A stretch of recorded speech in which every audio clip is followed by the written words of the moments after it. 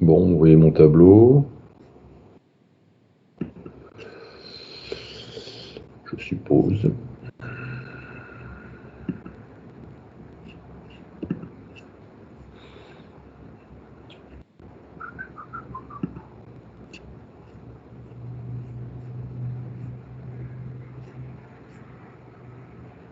Bien, il n'y a pas grand monde. Vous avez eu une interro là? Peut-être la semaine dernière, non? Samedi dernier, on a eu un DS. Un DS sur les probas? Ouais, sur les probas. Alors? Ouais, je pense que le consensus, c'est que c'était dur, quoi. Ouais. Ok, le sujet du jour, c'est pas simple, hein. Fonction génératrice, je sais pas ce que vous en avez pensé. Bah, on a eu ça au DS aussi. Vous avez vu ça au DS? En effet, oui. Ah la vache. Bah, vous êtes des pros là. Bah, du coup, non. Mais on Oui. aura bien aimé. Ouais, ouais, ouais, ouais, ouais. Bon, alors, donc on va prendre le poly.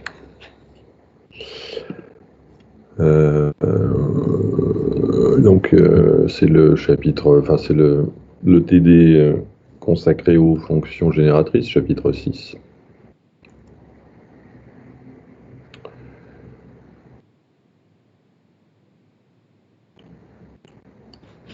Et exercice 6.1.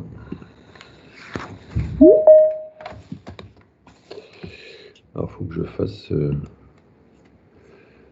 fasse entrer. Alors, donc, 6.1. Tiens, je suis en rouge. Et donc, comment dire, vous n'avez pas vu les séries en fait avant. Si, vous avez vu les. Bah, on l'a vu le cours du mercredi, mais on avait DS samedi. Donc vous aviez. Il en parlait parfois dans le cours, Monsieur Lecor, mais c'est tout. Ouais, vous aviez pas vu les séries avant de voir les fonctions génératrices. Non, du coup. Ouais. D'accord, d'accord. Alors, donc on a une suite de variables xn. Alors il y a deux sous-exos. Le premier cas, ce sont des binomiales de paramètres ni et p. Donc elles sont indépendantes évidemment. Elles sont identiquement indépendantes et identiquement distribuées et elles suivent chacune une binomiale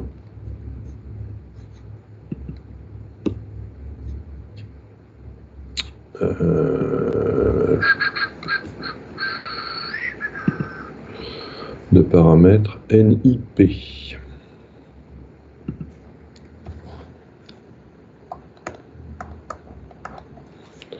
Voilà.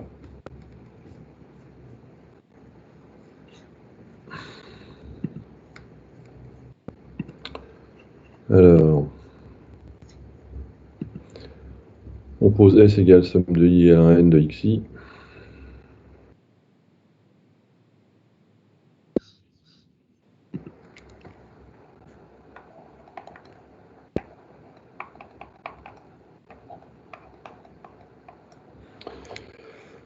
Et on demande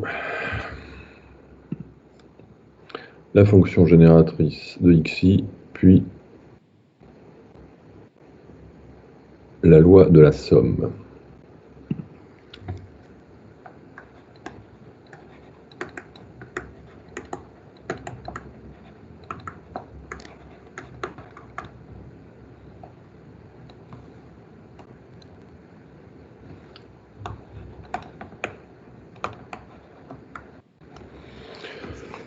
Bien.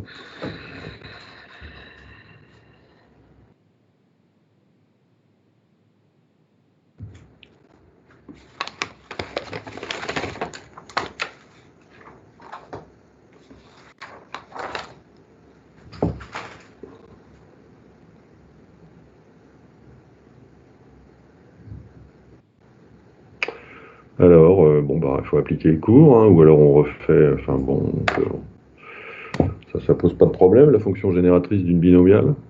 Ou ça pose problème?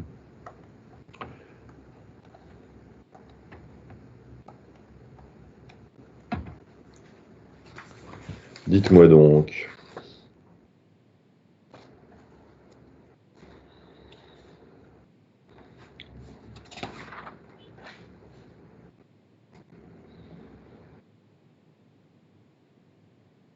Vous savez sortir la génératrice d'une binomiale comme ça?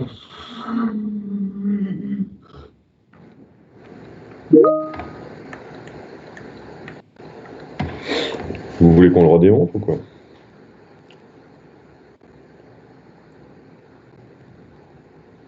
Non, c'est Q sur Q plus PT, le tout exposant N. C'est Q plus PT, ouais, c'est ça. C'est Q plus PT, tout exposant NI. D'accord. Bon, bah voilà. Et alors la loi de S. Alors évidemment, le sujet c'est les fonctions génératrices. Donc la fonction génératrice permet de caractériser la loi, hein. Donc on va évidemment chercher la fonction génératrice de S. Monsieur Romoli.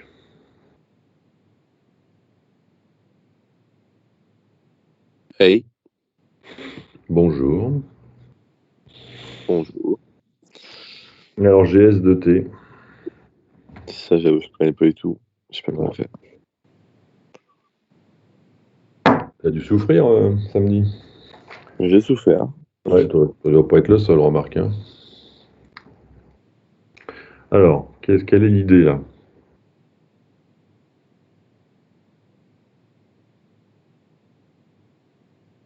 Je pense ouais, bah, il y a quelque chose à faire avec les suites, avec les sommes 2, mais on l'a quasiment pas vu. Ouais, alors la grande idée là, c'est dans votre poly à la page 42, hein. Si vous avez une somme de variables aléatoires indépendantes. Oui, j'écoute. Si vous avez une somme de variables aléatoires indépendantes, la fonction génératrice de la somme, c'est le produit des fonctions génératrices de chacune des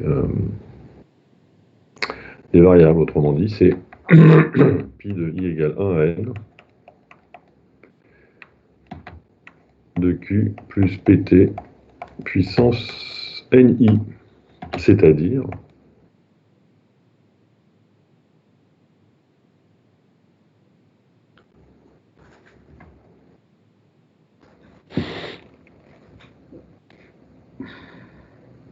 comment on peut l'écrire ça?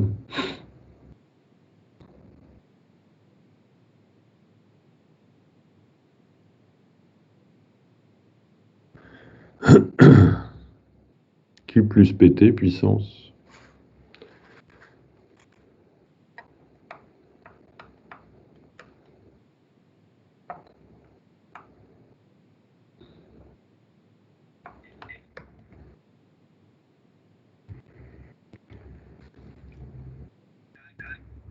Puissance N. c'est qui n? Non, c'est pas n, non.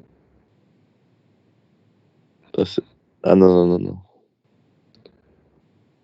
Puissance somme de i égale 1 à n dni. Hein? Les puissances s'additionnent, quoi.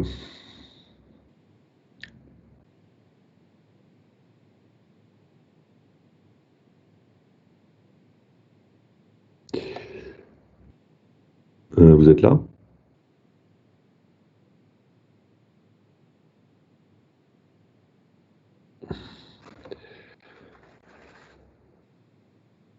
Donc S, qu'est-ce que c'est?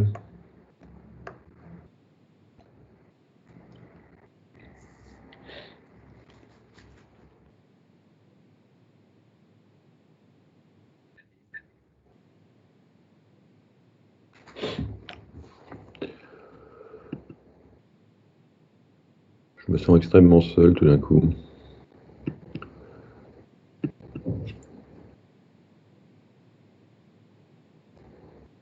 Moi, je vais faire l'appel, tiens.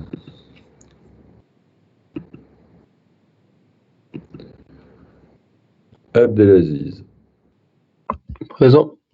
Abel, Présent. Maxime, Présent.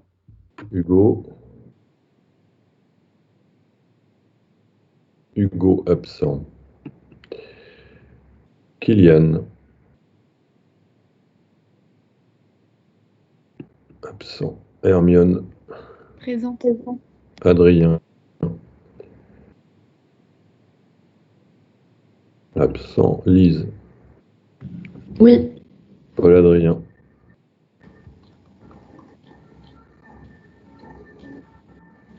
pas là.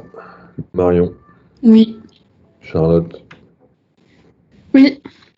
Benjamin, Oui, présent. Simon, Simon, Titouan, Clément, Oui, bonjour monsieur. bonjour. Alexandra, Oui. Gabriel, absent. Arthur, Arthur Hériard, absent. Alistair, Présent. Maxence, absent. Inès, Oui. Valentin, Présent. Melvin. Melvin n'est pas là. Ok, absent. Jade, Oui. Octave. Octave est Si, absent. monsieur Melvin, il est là. Ah bon. Et Octave, Excusez-moi, j'ai eu un problème de micro. pas de problème. Octave est pas là donc. Johan, Présent. Tanguy. Présent. Oui, c'est vrai, oui. Lucas, Présent. John,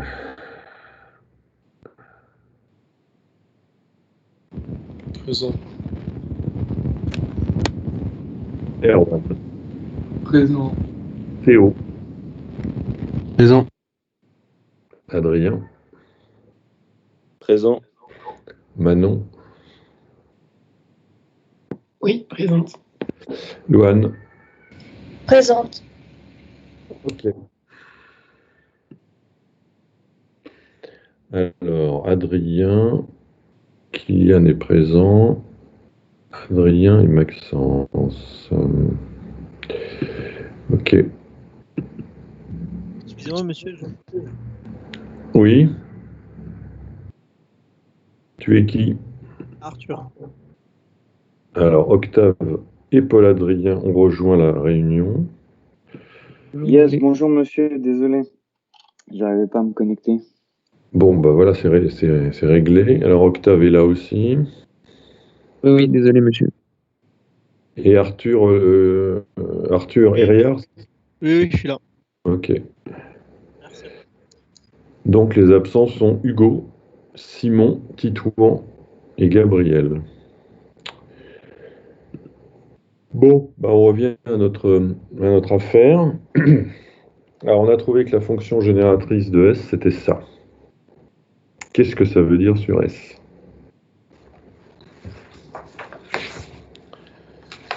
Qu'est-ce que c'est que S?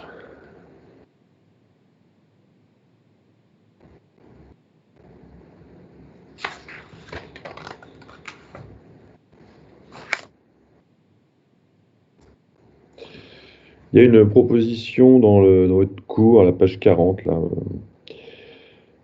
qui dit que la fonction génératrice détermine la loi. C'est-à-dire que si vous reconnaissez une fonction génératrice connue, eh ben ça vous donne la loi. Et là, vous reconnaissez évidemment la fonction génératrice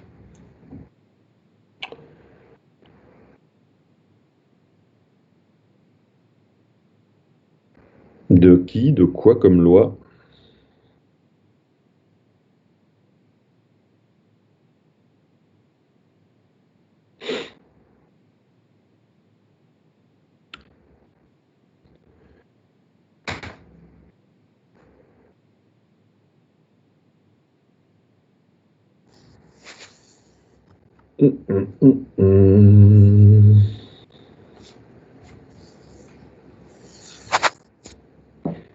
C'est quoi ça? C'est la fonction génératrice de xi. C'est une fonction binomiale. Bah oui, ça suit une loi binomiale dont les paramètres sont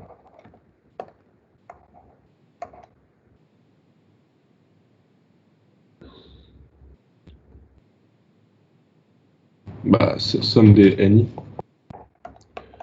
somme des ni p. Bon, donc on peut retenir ça, hein, ce qu'on savait déjà d'ailleurs, mais enfin c'est une démonstration qui passe par les fonctions génératrices. Hein. Si les xi suivent des lois binomiales de paramètres NIP indépendantes, alors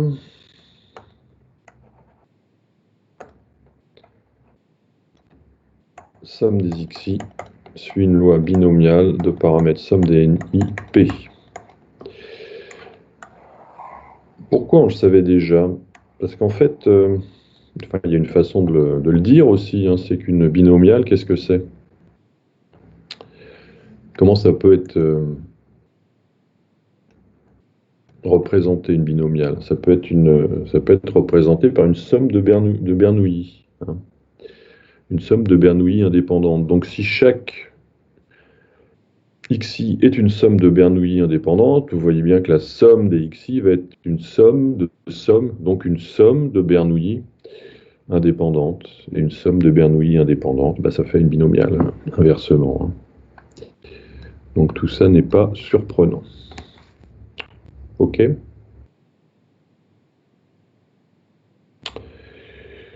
Donc, bah, puisque c'est OK, deuxième question dans l'exo. Cette fois-ci, ce sont des lois de Poisson. Donc, même question. Quand xi suit une loi de Poisson de paramètre lambda i. Donc, il me faut déjà la génératrice de xi de t. Et là, vous sortez votre cours que vous connaissez sur le bout des doigts.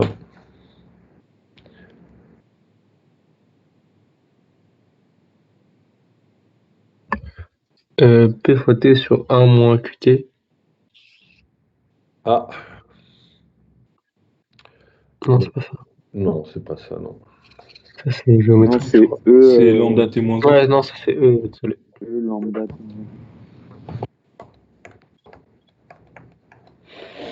Voilà. Bon, bah alors facile, hein, comme bon, S c'est somme de I égale 1 à N de xi, donc GS de T. Ça fait quoi?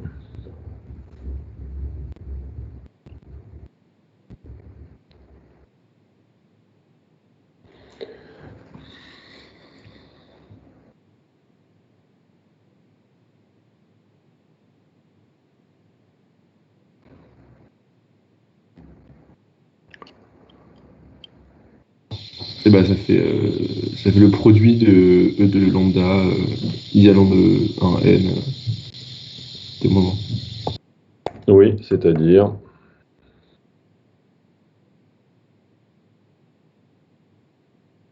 Et c'est E, somme des lambda I des témoins. Merci. On reconnaît la fonction génératrice d'une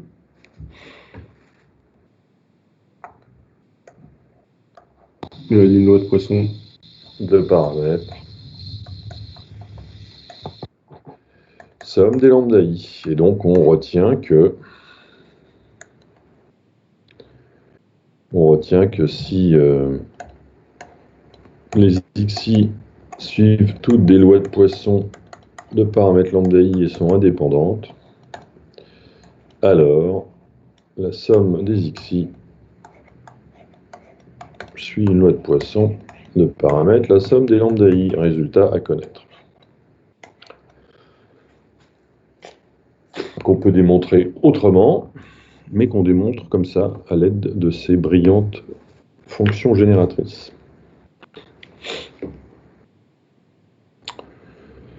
Pas de questions?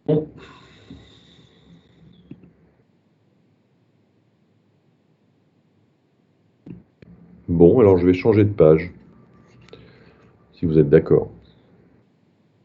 Et monsieur Ouais. Non, pas. Attends. Il n'est pas sur le cours, mais il y a aussi une formule pour la loi géométrique, non? Oui, bah d'ailleurs, je crois que ça fait l'objet de l'exercice suivant. Bien sûr, oui, bien sûr. Nous Il y a allons. une formule à appliquer directement, comme pour la loi de Poisson et pour la binomiale. Est-ce que tu peux l'appliquer directement? Bah ça, j'en sais rien, moi. J'en sais rien, elle n'est pas dans le cours. Après, ça dépend de. Bah, enfin bon, de toute façon, c'est très rapide à retrouver, hein. Ouais. D'ailleurs, c'est l'objet de l'exercice suivant. D'ailleurs, c'est une des questions de l'exo. Bon, voilà. Donc, Monsieur, oui. bonjour. Je suis désolé, je sais pas si on vous a prévenu, mais en gros, j'ai ramé de ouf et j'arrive pas à me connecter. Non, alors, mais ça y est, tu t'es connecté de ouf, c'est bon. Ouais, voilà. Non, mais en gros, j'ai galéré à venir. Voilà. Désolé du retard. Non, c'est pas grave, je te mets présent, mais vous êtes à l'école, là, physiquement? Non. Ah oui, oui, d'accord, c'est. Ok. Bon, bah, enfin, donc bienvenue, Titouan, Merci. et on va passer à la deuxième page, si vous êtes d'accord.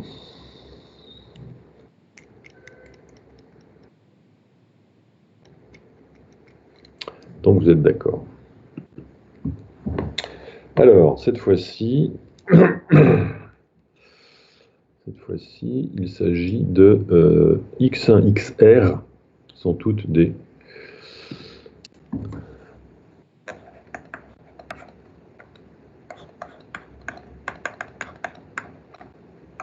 suivent toutes des lois géométriques de paramètres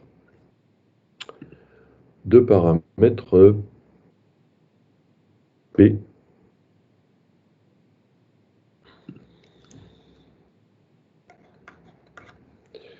et on pose S égale somme de I égale 1 à R dxi. Première question, fonction génératrice de xi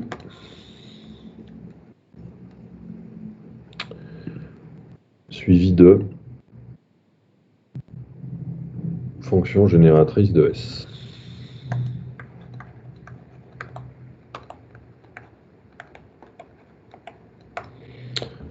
Voilà, donc effectivement, c'est pas dans votre cours, mais bon, ça fait l'objet de l'exo, hein, c'est pas bien compliqué.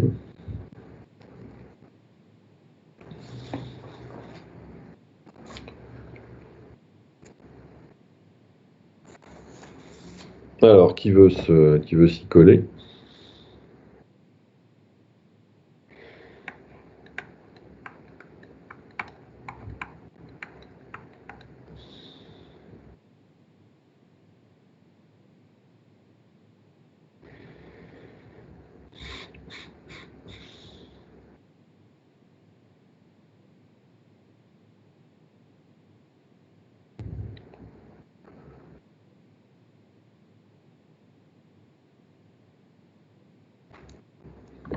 Écoute, on applique la définition. C'est quoi la définition?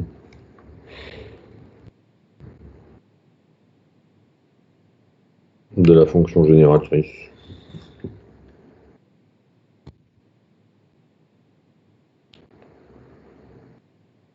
Et du coup, on fait la somme des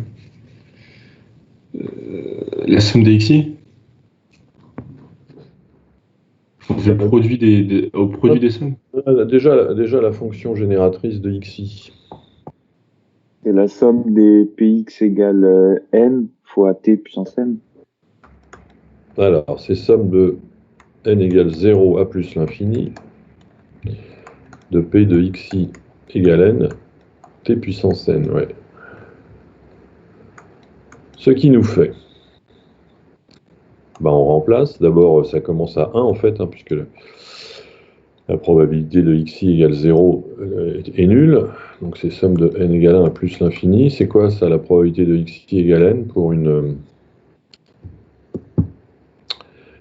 géométrique?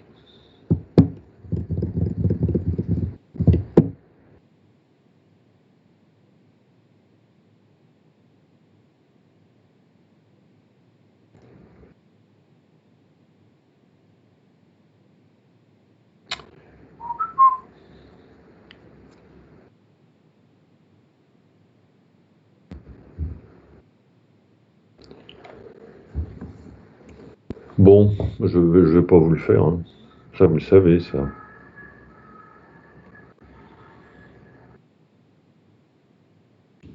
C'est la somme des Q n-1p. Ouais. T puissance n, et là maintenant on fait quoi?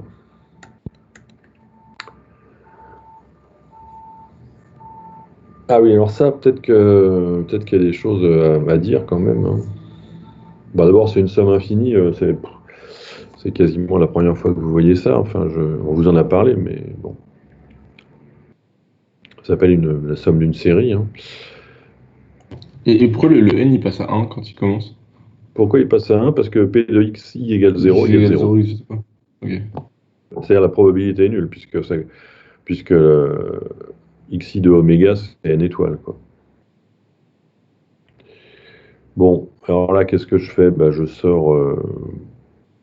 Je sors PT, par exemple, hein, et j'obtiens ça. Donc ça fait TQ à la puissance n-1. Alors ici, on fait une petite pause quand même. Qu'est-ce que ça vaut, ça?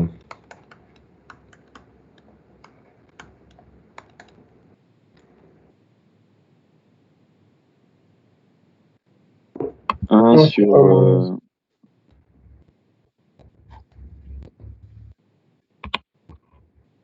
1 sur... 1 moins x. Ouais. Ça mérite pas d'explication? Vous me dites, hein, si c'est clair pour tout le monde. Alors attention, ça c'est pas tout le temps vrai, c'est vrai quand?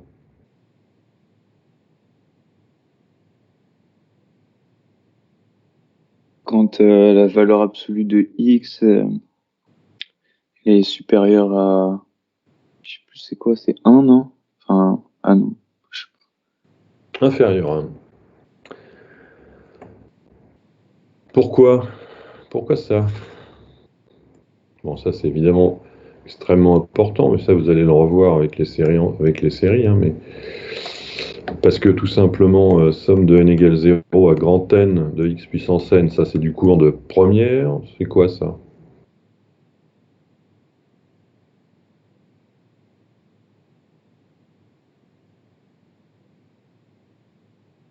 Qu'est-ce que ça fait ça? Toujours pour x différent de 1 en fait. Premier terme c'est 1, 1 moins la raison x, il y a combien de termes? N. Plus 1, sur 1 moins x. Bon, bah ça, il faut bien comprendre que c'est la limite de ça quand grand N tend vers l'infini, hein. Alors, quand grand n tend vers l'infini, ce truc-là, bah, de deux choses l'une, soit petit x, soit x en valeur absolue inférieure à 1, et auquel cas ça tend vers 0, c'est une suite géométrique. Sinon, sinon ça tend vers l'infini, ou il n'y a pas de limite, enfin bref. Et donc, c'est pour ça que quand x est en valeur absolue est inférieur à 1, d'ailleurs ça marche pour les complexes aussi, en module, hein, ça tend vers 0, et il ne reste plus que 1 sur 1 moins x, d'accord? Et ça,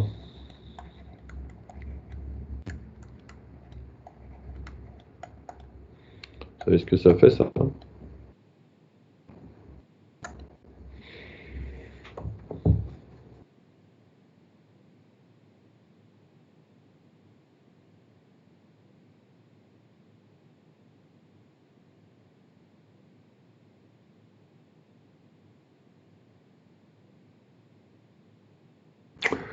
Ben, c'est pareil, hein, c'est-à-dire que c'est pareil. C'est-à-dire que vous pouvez prendre la somme jusqu'à grand N, et la formule commence par premier terme. Donc vous avez le premier terme, c'est x puissance p.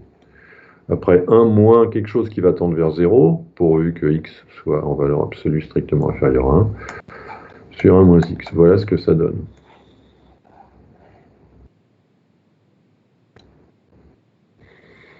Autrement dit, maintenant, alors, pour aller pour revenir à ça, donc ça commence à 1, donc c'est une, ouais, enfin, c'est pas exactement dans ce cas-là. Donc là, ce que je vais faire, c'est que je vais faire un petit changement d'indice. Hein, je vais poser m égale n-1. Alors, ce qui est pratique avec les sommes infinies, c'est que le plus l'infini, il bouge pas. Donc m, il part de combien là?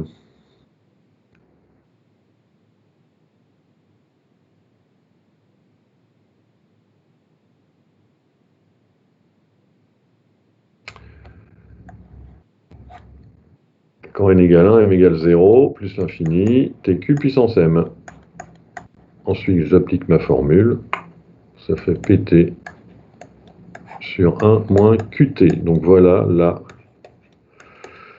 génératrice d'une géométrique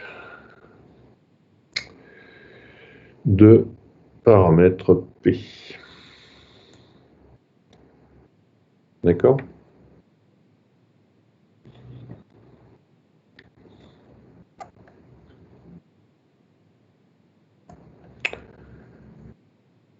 Bon, alors pareil, ensuite vous avez S qui est la somme des xi, de i égale 1 à r des xi. Les xi sont indépendantes, donc la génératrice de S, c'est quoi?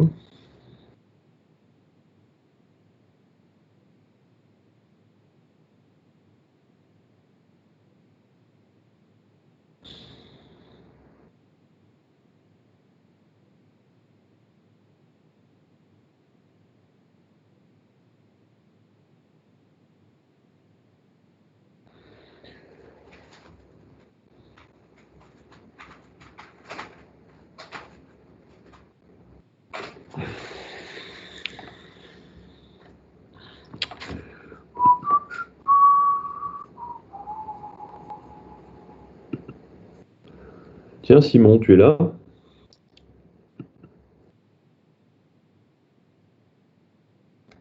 Ah, il est reparti déjà. Bah, je t'ai noté absent. Bon, je sais pas.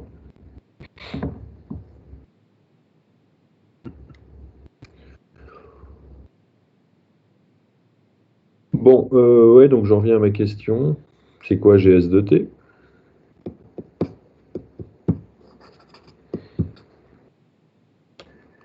Excusez-moi, monsieur, vous avez déjà fait l'appel? Ah oui, et même Ah, je t'ai j'étais noté. pas là. Bah non, t'étais pas là du coup, non, mais bon, bah je vois que tu es arrivé, donc je te note présent. Ah, merci, d'accord. Désolé. Quoique fort en retard. Bah Simon, pour ta pénitence, tu vas me donner la fonction génératrice de S. Euh, je sais pas vraiment.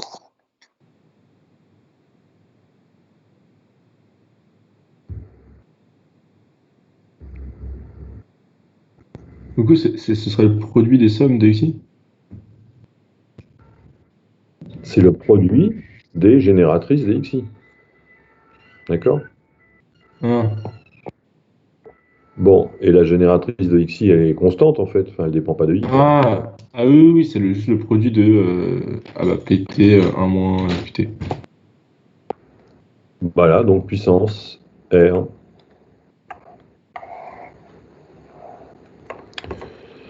Bon, contrairement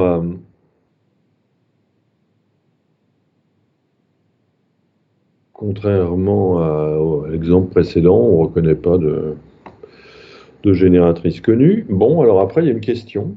Il va falloir attacher les ceintures, hein.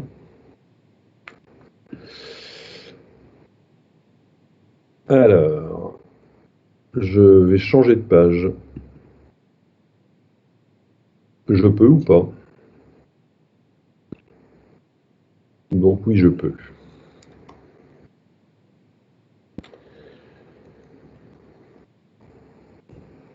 Alors, on vous donne une fonction 1 sur 1 moins qt.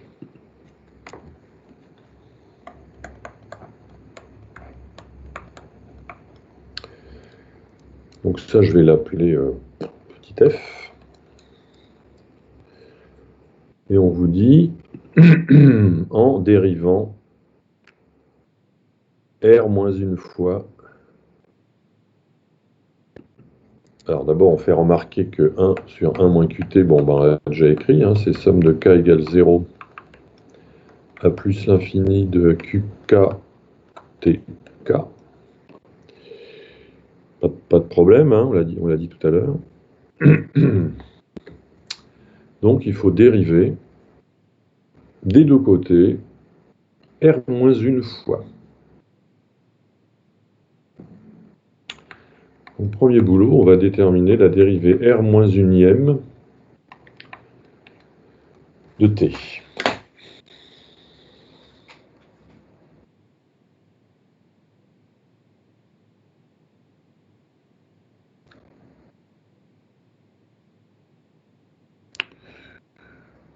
Alors, comment je fais ça?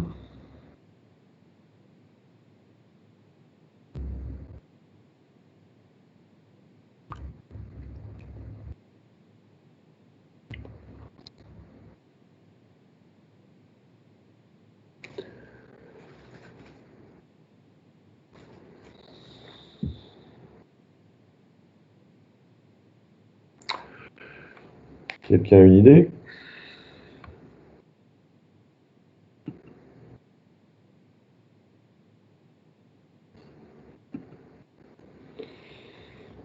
Vous savez quoi? On va commencer par la dériver une fois, hein.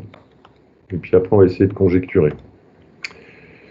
Alors, qui va me faire ça? Bah, c'est Clément qui va dériver une première fois. Je t'écoute.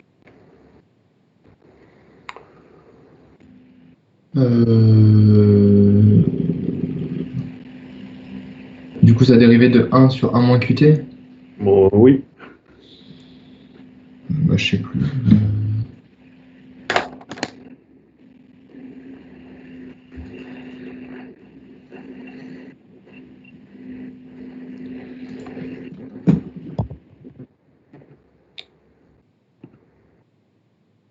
Paul-Adrien, Yes. est-ce que tu peux dériver ça, s'il te plaît? Je sais plus du tout comment on dérive ce truc-là. Ah bah, nous voilà bien. Ça fait 1 sur 1 moins qt carré, non? Bah non.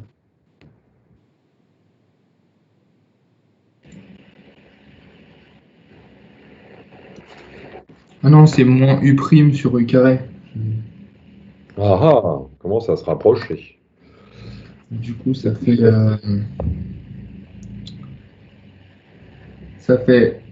q sur 1 moins qt carré. Tout le monde est d'accord?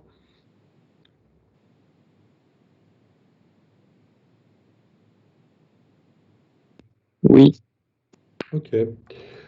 Est-ce que ça suffit pour conjecturer une formule? Je ne crois pas, donc on va dériver une seconde fois. Et je vais donner cette tâche à accomplir à Jade.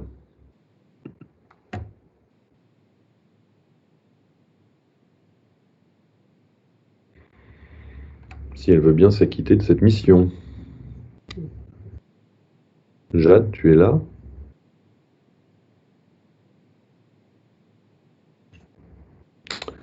Ah zut. Bon, bah Marion alors. Du coup, je sais plus comment on dérive un dx sur un x puissance n. C'était la variable. Hein. Ah oui, pardon. Je sais pas.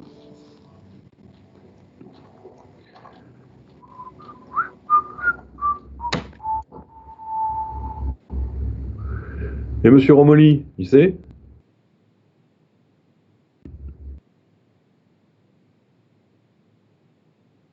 Monsieur Romoli dans le flou. Flou artistique? Pas celui-là. D'accord. Ça me semblait pas très artistique, effectivement. Prochaine fois, monsieur, je serai là. Promis. On peut développer celui qui est en bas et après le développer. Oh là là, le développer, surtout pas. Alors là, ça c'est une bonne intervention, Abdelaziz. C'est un truc à noter. Hein. J'ai vu 0 exo dans ma carrière, peut-être un sur un paquet où on développe le dénominateur. C'est très très rare. Hein.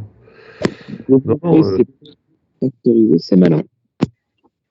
oui, voilà. Octave, tu as suivi des enseignements de qualité. C'est la phrase que j'ai retenue avec tant d'autres de l'ingé. Eh ben, s'il fallait retenir quelque chose.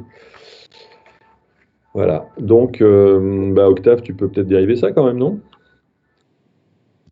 Ah, j'aurais dû faire du coup.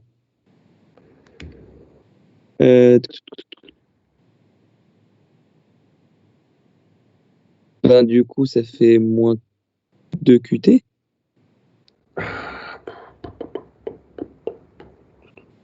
Dubitatif. Enfin, ça fait en haut, je parlais de en haut, ça fait 2 QT sur 1 moins QT carré. Enfin, 1 moins QT cube. Enfin, 1 moins QT exposant 4 plutôt. Non, enfin rien de tout ça en fait. Ah. Ça va faire moins 2 Q. Moins Q. 1 moins QT moins 3. Ouh là là, toi tu es en train de développer le dénominateur, non? Ah non, pas du tout. Non, mais je remonte juste, je fais juste Q fois 1 moins QT puissance moins 2. Et ensuite Oui. Oui, c'est une bonne idée, ouais. Donc il y a un moins 2 qui descend. Il y a aussi moins Q. Ça fait 2Q, donc ça fait 2Q carré. Et ben les enfants. Sur 1 moins QT au cube.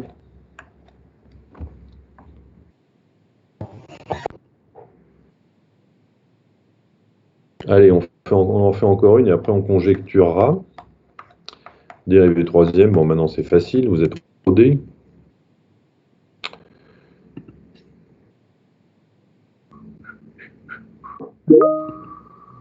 Et là, du coup, ça va faire moins 6Q puissance 3.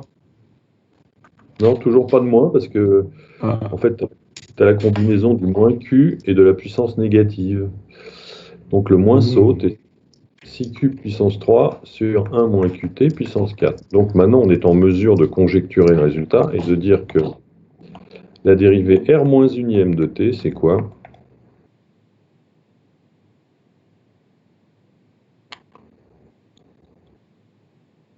R moins 1 factoriel Q exposant R moins 1. Oui. Sur 1 moins Q exposant R. Absolument. Alors évidemment, rigoureusement, il faudrait le démontrer. Et comment on le démontre? Avec une récurrence.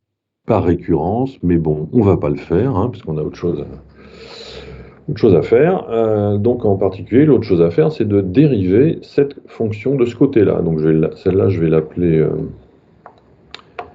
g de t égale somme de k égale 0 à plus l'infini de qk. Dans l'exo, ils mettent des n, alors je vais tout de suite mettre des n, je pense. Voyons ça. Ouais. Donc n égale 0 à plus l'infini de qn t puissance n. Bon. Alors là, ce qu'on veut, c'est calculer gr-1 de t, pour dire que c'est égal à ça, et puis après trouver la formule qui nous est demandée, qui est une formule quand même assez compliquée. Alors, on va y aller doucement, comme tout à l'heure. Donc on va commencer par dériver g' de t. Bon, alors je passe sur tous les problèmes théoriques qu'il y a à dériver la somme d'une série. Ça, c'est des choses que vous verrez quand vous aborderez le chapitre. Il y a une théorie assez riche là derrière. Donc, il faut savoir que c'est pas non plus, ça coule pas de source. Mais enfin bon, on va passer là-dessus, parce qu'on a vraiment, ça mérite beaucoup d'explications. Donc, on fait comme si on dérivait une somme. Et ça donne quoi? Je vous écoute. Donc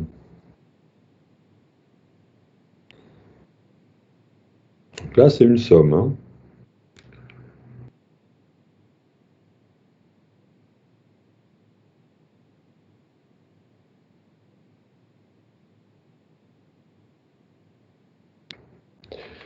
Eh bien,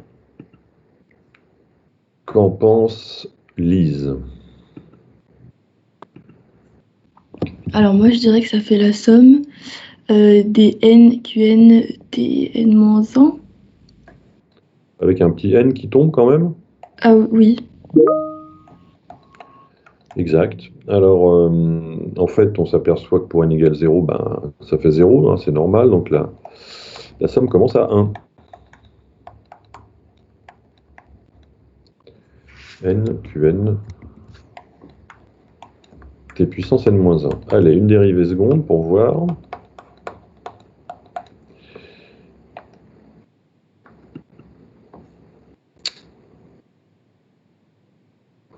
Alistair.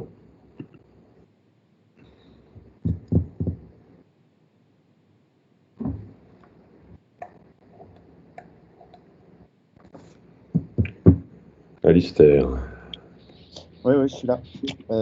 Donc, on dérive à nouveau.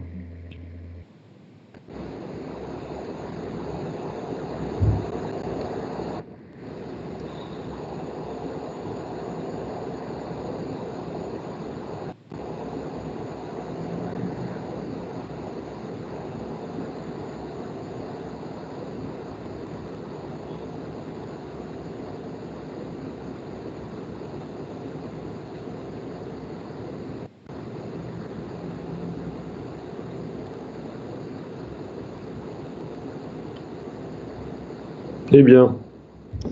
Eh bien, je sais pas trop, monsieur. Alistair, quelle déception. Ah, je sais.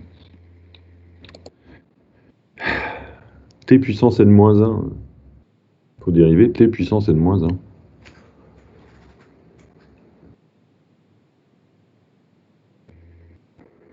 Donc n-1, t puissance n-2. Bah oui, donc il y a n-1. Qn. Puissance n-2. Et alors, pour la même raison que tout à l'heure, ça va commencer à 2. Pourquoi à 2? Parce que pour n égale 0, ça fait 0. Pour n égale 1, ça fait 0. Alors, je pense qu'on a de quoi maintenant conjecturer le résultat. On s'accroche. Il faut trouver la dérivée R-1 fois la dérivée R-1 de ça. Alors, je vais commencer à quoi?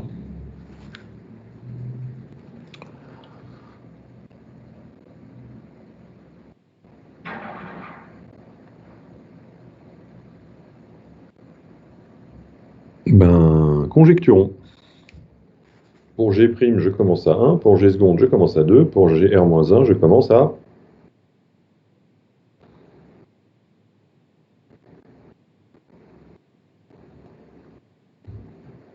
R-1.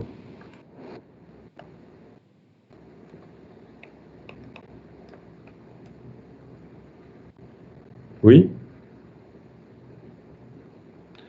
Bon, alors, là, ça se complique. Donc, nous avons Q puissance n, lui, il bouge pas, je vais le mettre là. Et puis là, j'ai n, n-1, jusqu'à quoi?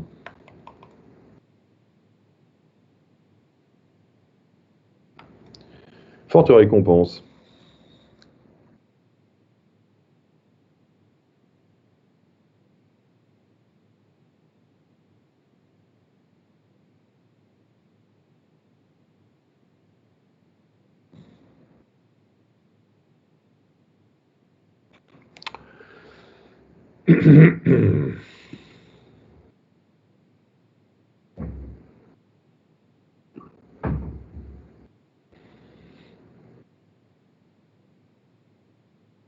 Valentin.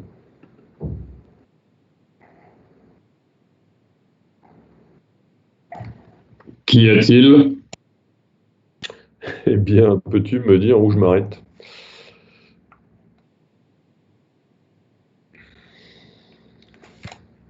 Je ne sais pas.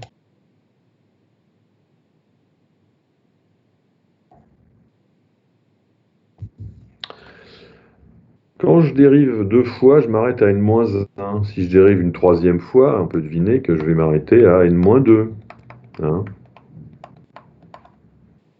Donc je m'arrête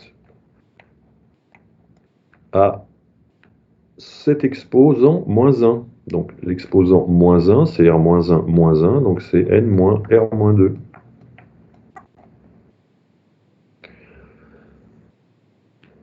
T puissance quoi?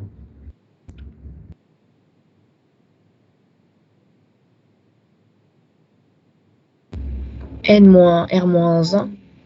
Merci. Attention aux parenthèses.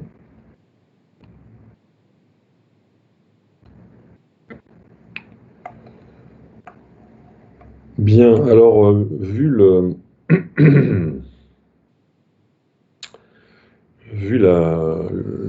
la question qui est posée, comme on demande une somme à partir de R et non pas de R-1, vous avez votre poly avec vous, hein, je suppose.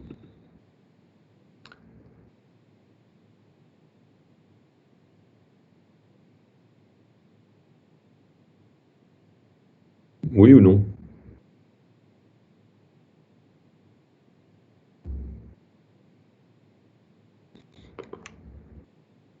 C'est assez simple comme question. Hein.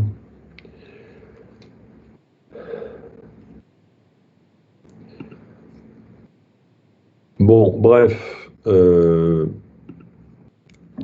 Comme on demande une somme de n égale R à plus l'infini, je vais faire un petit changement d'indice. Je vais poser R égale R-1. Ça fait donc de n égale R à plus l'infini de Q puissance n. Et là, je vais jusqu'à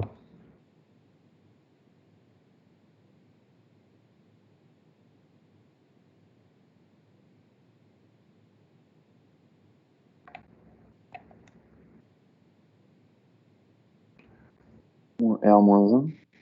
n moins R-1, oui. T puissance n moins R. R.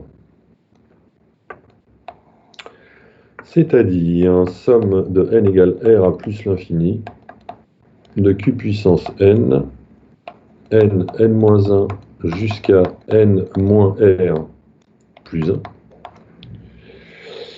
de T puissance n moins R. Alors, petite difficulté, je voudrais écrire ça avec des factoriels.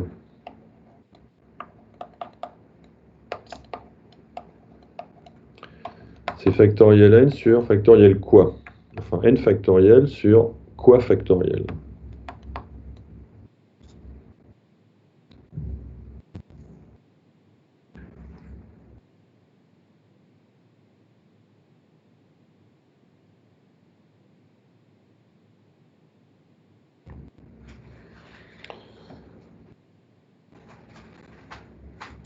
Est-ce que c'est n-r factoriel en bas? Magnifique. Qui a dit ça? Louane. Ben, bravo, Loane. N-R factoriel.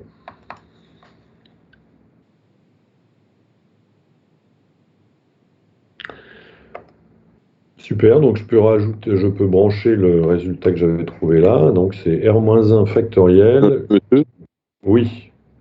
pourquoi il y a un. Ah, c'est N-R. Ok, pardon.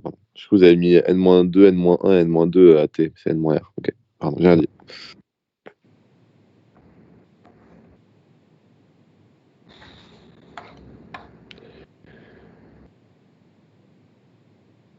Bon.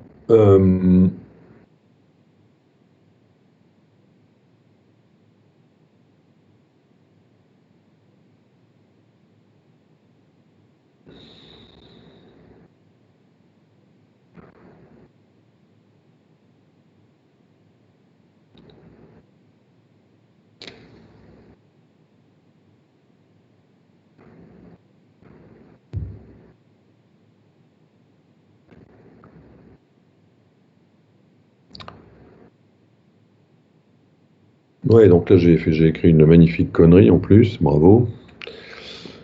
Bravo, c'est pas du tout ça, c'est N qu'il faut changer, c'est pas R. R c'est une constante. Hein. Donc si je veux que commencer à R, il faut que je fasse N' égale N plus 1. Hein. Ah là là là. Bon, donc N' égale N plus 1. Ça fait que ça commence effectivement à R.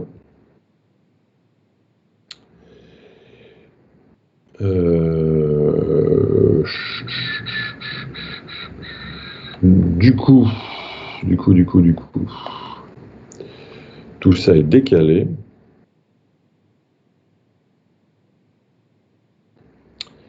Alors, excusez-moi, je suis obligé de reprendre tout ça.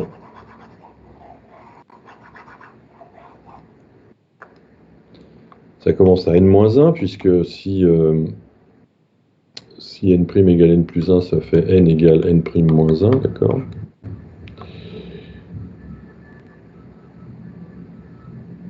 Donc N-1, je vais jusqu'à... Alors N-1 moins R plus 2, ça fait N moins R plus 1, ça n'a pas changé. Hein. Et là, T puissance, N plus 1, ça fait bien... ça fait N moins 1 plus 1, ça fait N moins R. Voilà. D'accord, donc après c'est pareil. Bon, ça c'est deux fois la même chose. Ah non, ça c'est faux. Donc la différence c'est que ça commence à N-1. Hein. Voilà. Et donc, c'est pas factoriel n, c'est pas n factoriel, c'est n-1 factoriel. Voilà. Et là c'est n-r. Excusez-moi pour ce cafouillage. Donc je vais rebrancher, disais-je, avec le truc, c'est-à-dire R-1 factoriel, Q puissance R-1,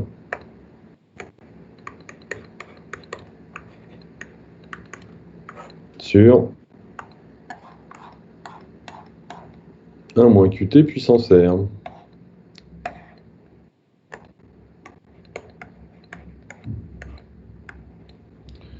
Voilà, voilà à quoi nous sommes arrivés. Bon, alors je rappelle que GS de T, dans un coin, on va se le mettre là. C'est Qt, non c'est PT sur 1 moins Qt à la puissance R.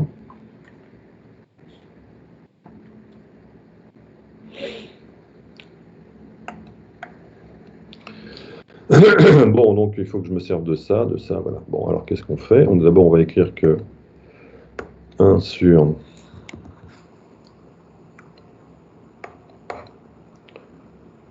1 moins Qt puissance R. je passe ça de l'autre côté. Ça fait somme de n égale r à plus l'infini de q puissance. Alors, on divise par q puissance r moins 1, ça fait n moins r plus 1.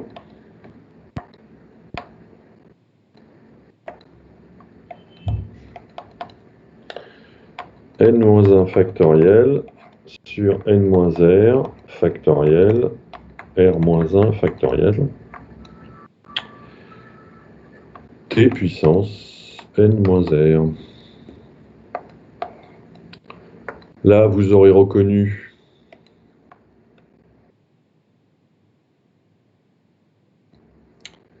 que reconnaît-on?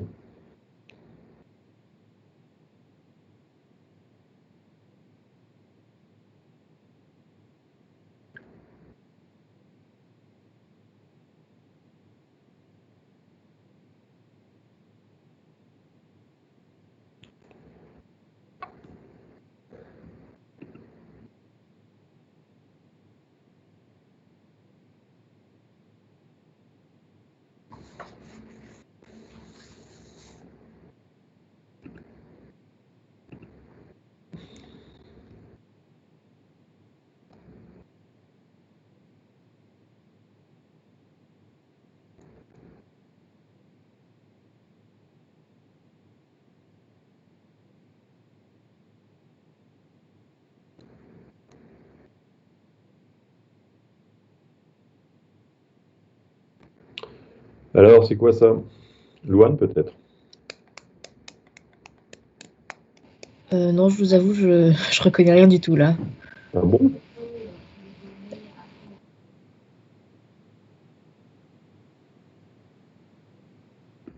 Bah quand même. C'est pas le coefficient binomial de n-1? Alors, c'est combien parmi combien? C'est Ah si, c'est pas du coup... Pardon, vas-y. n-1 parmi n-1? C'est R-1 parmi N-1. Bon, il est un peu caché parce qu'en fait, N-R, c'est N-1 moins R-1. C'est la petite subtilité. Donc en fait, vous avez factoriel N sur factoriel N moins P, factoriel P. Donc c'est bien un coefficient binomial qui s'écrit.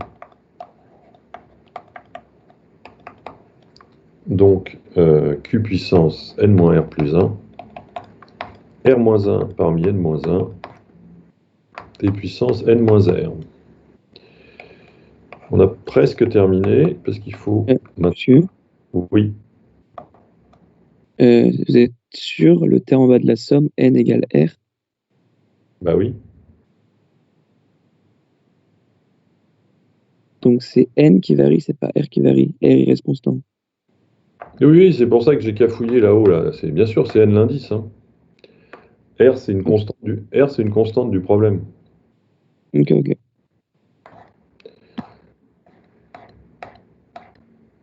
Et je multiplie par, pour avoir la fonction génératrice, je multiplie par pt puissance r.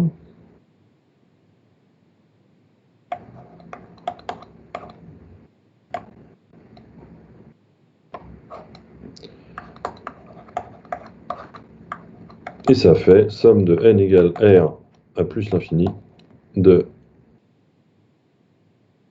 R-1 parmi N-1, P puissance R, Q puissance N-R plus 1. Tiens, pourquoi j'ai un N-R plus 1 là? Ah oui, je me suis trompé là encore. Hein, changement d'indice. Et Q puissance N-1, pardon.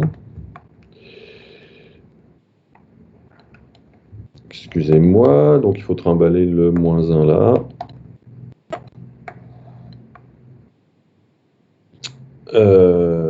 Donc là, du coup, c'est N-R.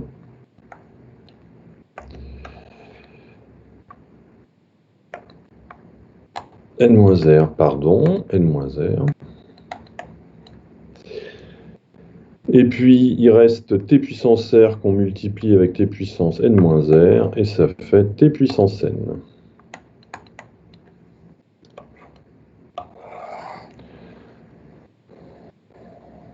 ben voilà une formule.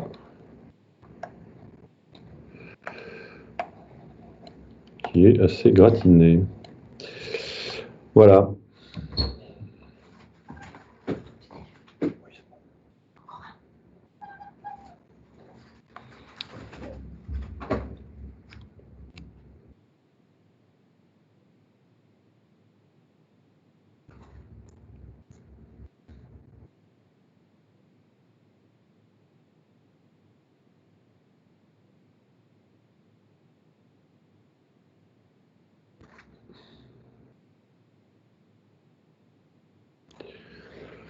Bon, ben, j'ai des questions.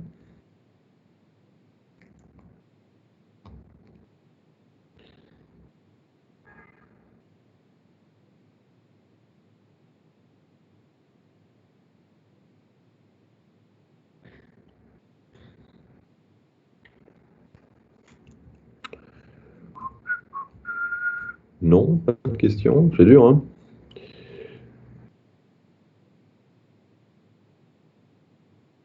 Enfin, je trouve.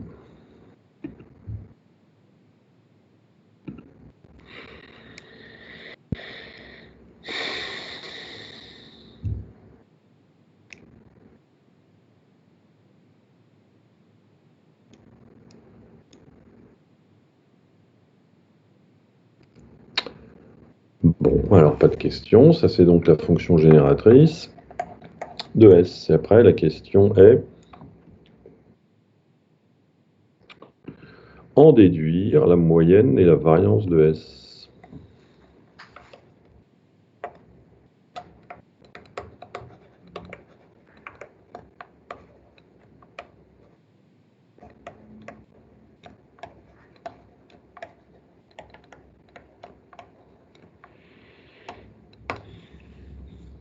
Bon, alors, je vous cache pas que ce en déduire m'interpelle parce que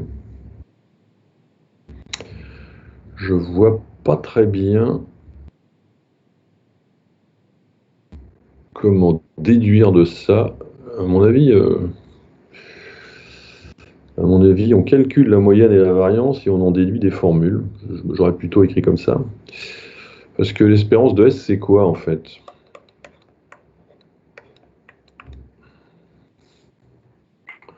Pas oublier que S, c'est somme de I égale 1 à R des xi.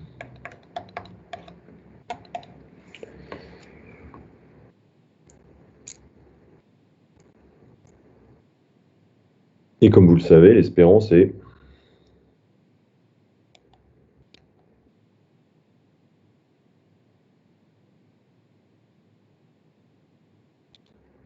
l'espérance est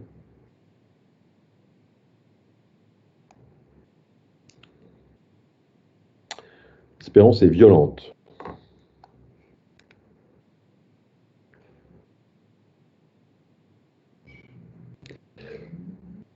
Bon, c'est un poème d'Apollinaire.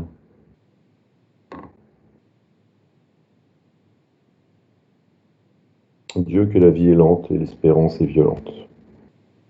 Vous nous en demandez beaucoup là, monsieur? Bah non, j'essaie de vous... je sais pas. En plus, on fait du français dans les maths, on va pas s'en sortir. Hein. Bah, tout ça, c'est pareil, c'est de la poésie. Bon, enfin, l'espérance, elle est linéaire. Ce qui veut dire que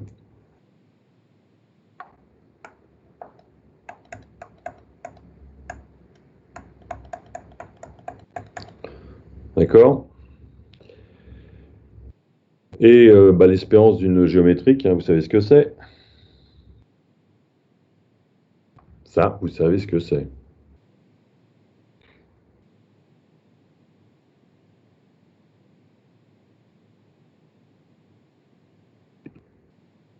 Abel, l'espérance d'une géométrique.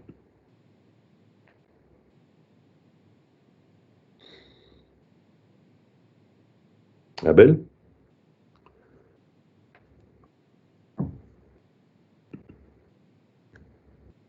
Hermione? Oui, c'est 1 sur P, non? Bah oui, c'est ça, donc 1 sur P fois R, donc c'est R sur P. La variance. Alors, la variance.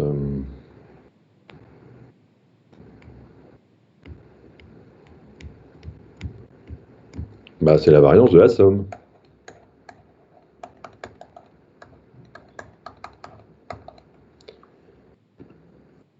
Alors, Charlotte. C'est Q sur P carré, la formule.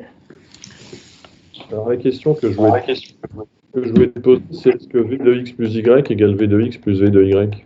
C'est s'ils sont indépendants. Oui, si elles sont indépendantes. Très bien. C'est Y. Donc ici, bah, c'est le cas. Hein, donc on peut faire la somme des variances. Donc, ça fait la somme des Q sur P carré. De I allant de 1 à R. C'est ça, donc ça fait R fois la même chose, et ça fait donc RQ sur P carré. Voilà l'espérance et la variance de S. Alors, en déduire, je vois pas, sauf si la question était, mais elle n'a pas été posée comme ça, mais moi j'aurais bien vu comme ça, c'est-à-dire que, en fait, il y a une relation entre l'espérance et la génératrice. Qui est quoi? Ça, c'était le cours.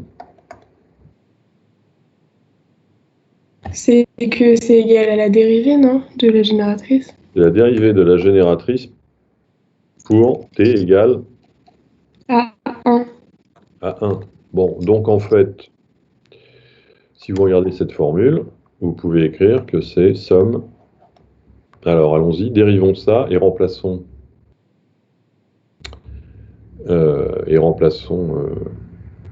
t par 1. Qu'est-ce qui reste?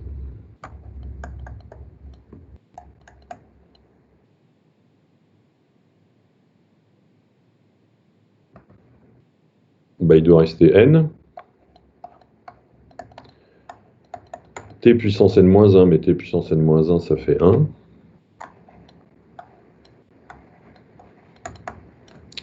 Voilà, et donc ça, bah, c'est égal à R sur P. Bon, alors on pouvait déduire cette formule, qui n'est pas qui n'est pas franchement très connue, hein, je dois dire.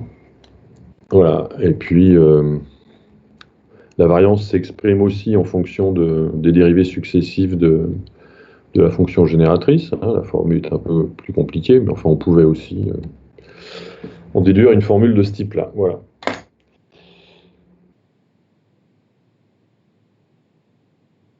Est-ce que vous avez des questions?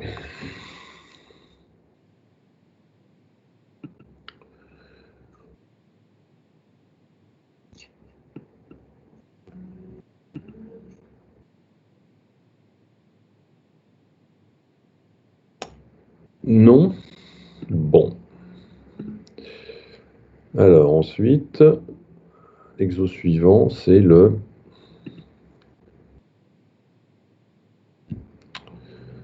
Je vérifie, hein. Le 6-3.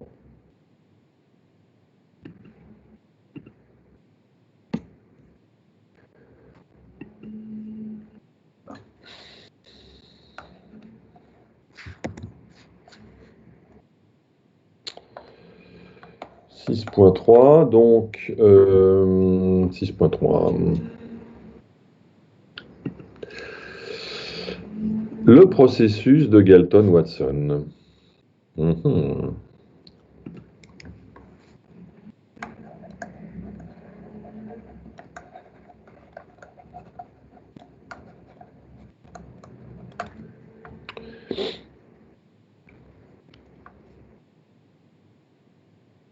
Montrer que P0 égale 0, si et seulement si probabilité d'extinction, qu'on a appelée U dans le cours,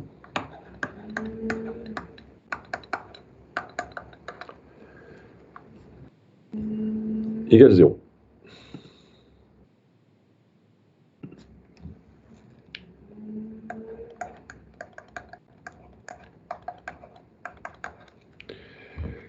Alors, est-ce que vous avez compris le processus de Galton-Watson?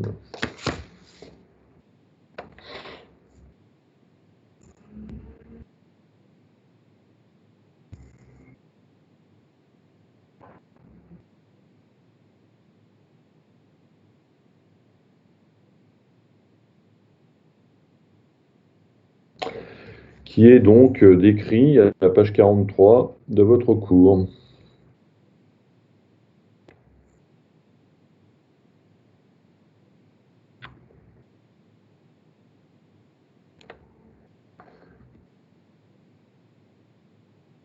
Oui ou non? Oui, oui. Bon. Bah alors, Louane, comment tu fais ça? Ah oui, après, par contre, ça Oui, non, mais... a l'air assez complexe, là. Ah oui, c'est compliqué, hein, c'est sûr.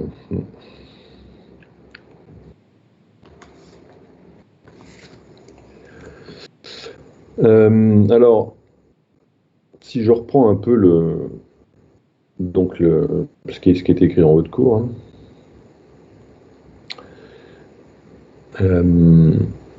En fait, on s'intéresse beaucoup à alors que je vais reprendre un peu l'énoncé, hein. Donc, la génération n compte Zn individus. Z0 égale 1. Voilà. Ensuite, xni, c'est quoi? C'est l'individu i qui engendre xni descendant à la génération n, évidemment. Ensuite, P, c'est la loi des xni.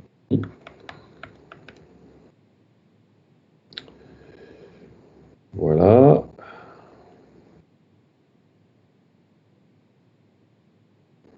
On appelle PK égale P de xni égale K. Et enfin,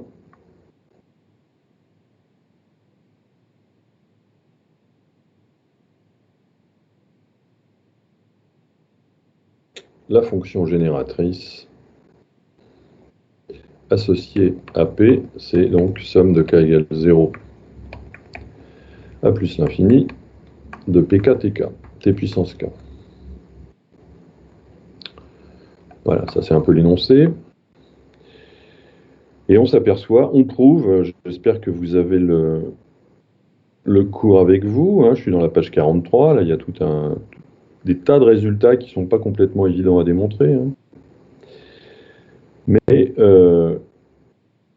on s'aperçoit que, en fait, alors qu'est-ce que c'est que Gn? C'est la fonction génératrice. Alors d'abord il y a Zn, oui, que j'ai pas. Donc si Zn c'est le nombre d'individus, Gn c'est la génératrice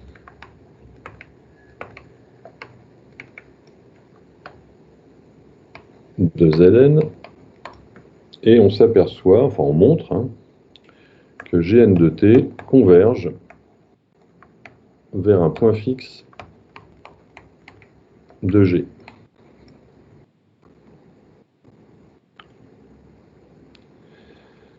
Ok. Et alors, page 44.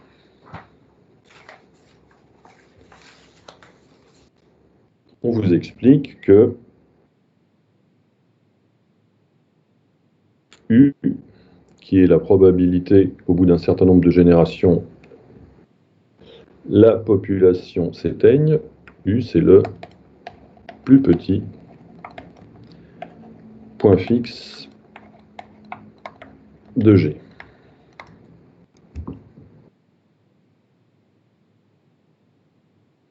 Ok. Enfin, je vois que la question a été posée déjà en cours, hein, puisque P0 égale 0 si et seulement si U égale 0. C'est le 6.4.4, vous l'avez fait en cours alors ou pas?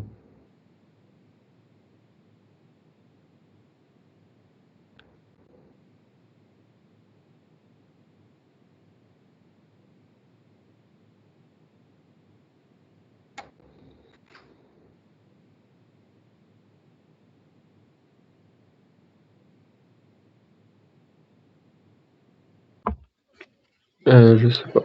Là, je pense pas.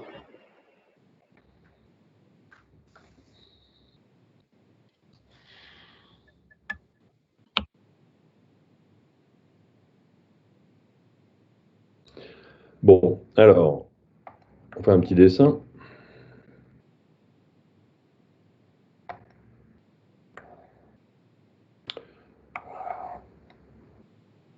Qu'est-ce qu'on a sur G? On a, comme c'est une fonction génératrice, on a G de 1 égale 1. Et puis, G de 0. Qu'est-ce que c'est G de 0?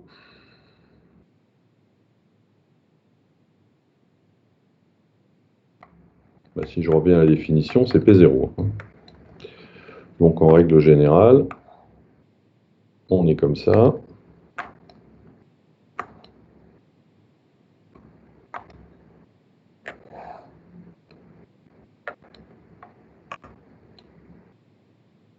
Donc Gi part de P0.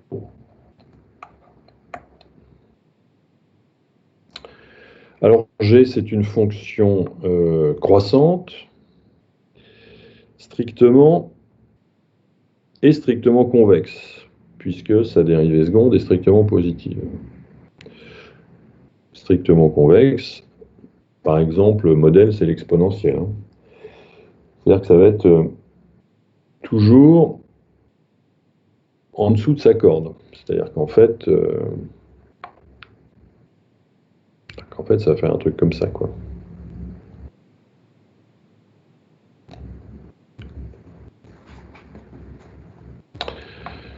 Donc le 1 est point fixe, évidemment, et puis après, vous avez une discussion dans le cours pour savoir s'il y a un autre point fixe. Ça dépend évidemment de la dérivée ici, hein, parce que si c'est pas... Il faut comparer la dérivée en 1 avec 1. On voit bien que si c'est supérieur à 1, ça va recouper la diagonale. Et donc, il va y avoir un deuxième point fixe. Bref, donc ça, c'est le cas général. Sur mon dessin, par exemple, vous avez 1 et 2 points fixes. D'accord? Sauf que là, on vous dit que P0 égale 0, donc on est là.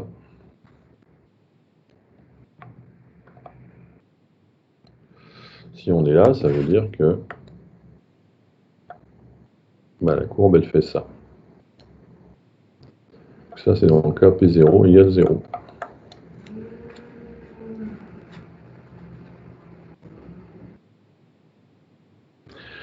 Autrement dit, si P0 égale 0,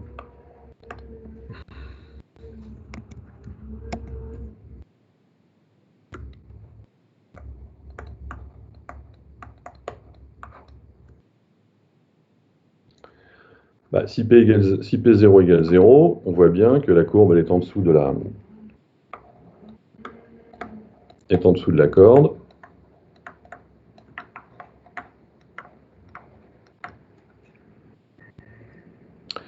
Et donc les points fixes sont 0 et 1. Comme d'après le cours de la page 44, on vous dit que U est le plus petit point fixe, dans le cas où il y en a deux, le plus petit point fixe de G, donc ici, U égale 0.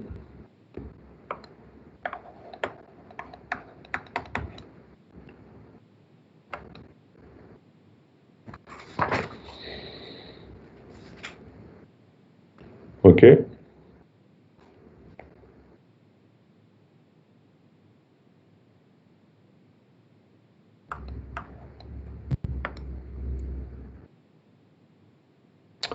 Bah, réciproquement,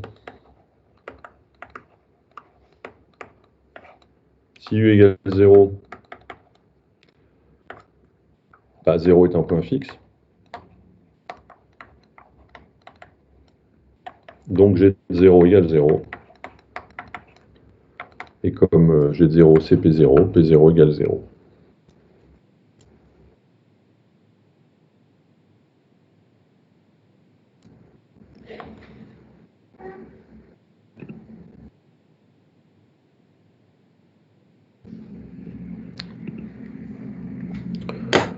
Je suppose que, enfin, mon avis que ce truc-là mérite d'y passer plusieurs séances. Hein. Je trouve ça violent, hein, personnellement, mais comme l'espérance d'ailleurs. Monsieur, Ouais, vous avez écrit quoi? Si P0 égale 0, la courbe est en dessous de la corde. Pas très bien écrit. Hein. En dessous de la corde. Attends. La corde, hein, c'est la droite qui joint le point de départ et le point d'arrivée.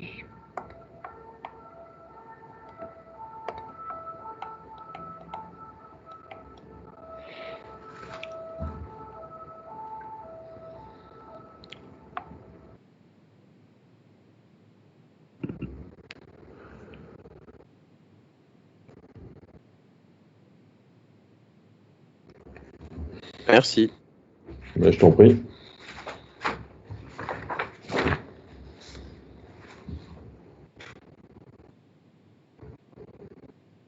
Bon, alors, on va faire le 1.5, le 6.5. Si je peux changer de page.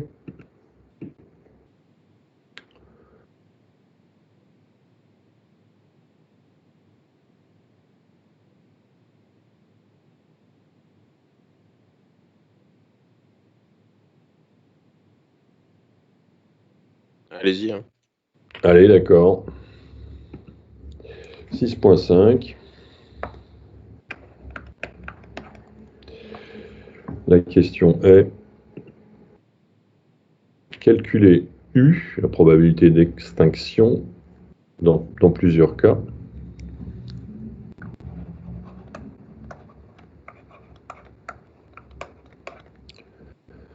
Et dans le premier cas, c'est la loi de descendance, c'est la loi de Poisson.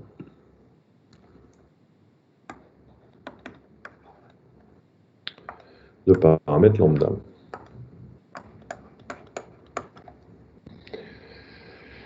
Alors,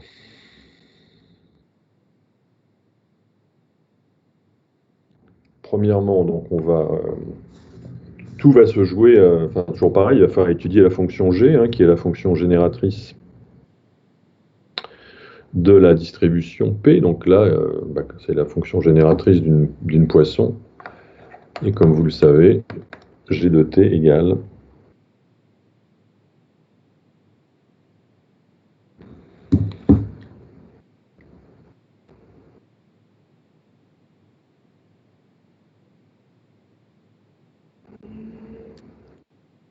Vous voulez la fonction génératrice de G de T, c'est Gx de T, vous voulez dire? la fonction génératrice de la Poisson. C'est exponentielle moins T moins 1. Je crois. Non, j'ai oublié un truc. Lambda T moins 1. Et lambda T. Donc la question est, on va étudier cette fonction. Hein.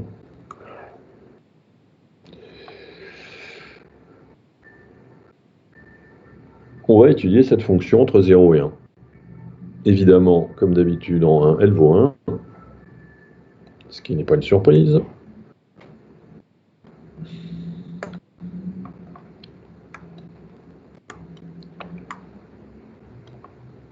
Et puis en 0, elle vaut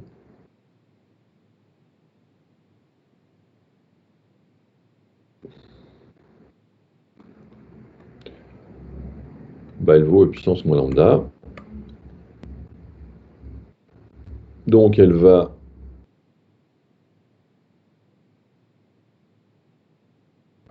de là à là, de manière croissante et convexe. La question, c'est la question des points fixes. D'accord? Donc vous voyez bien qu'il y a plusieurs cas. Hop là. Ici, dans mon dessin, il y a un seul point fixe. Bon, c'est pas très joli mon dessin, mais bon, il y a un seul point fixe, c'est 1, mais ça peut aussi, elle peut aussi faire ça. Hein. Elle peut aussi faire ça, et auquel cas, il y a 2 points fixes.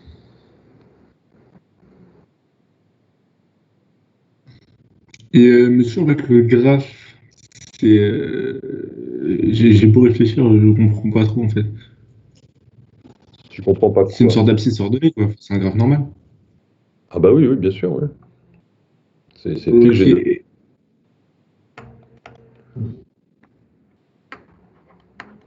Ok, d'accord, ok, très bien.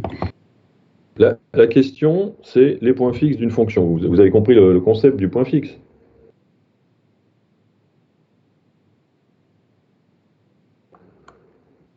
Bon, petit rappel. Si vous avez une suite UN qui est définie par U0 égale appartenant à R quelconque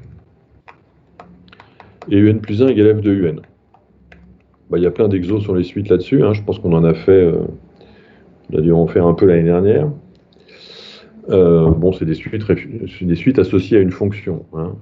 Il y a plein de choses à dire là-dessus. Il y a des tas de résultats. D'ailleurs, il s'en sert dans le cours. Hein. Il y a un résultat, par exemple, je vous le dis maintenant, mais il l'utilise au point 3 de la page 43, c'est que si f est croissante, alors la suite UN est monotone. C'est très important pour l'étude des suites, enfin de ce genre de suite. Bon, il y a plein d'autres résultats, je ne vais pas tout refaire, mais en tout cas, il y a un deuxième résultat, c'est que si UN converge vers un certain L,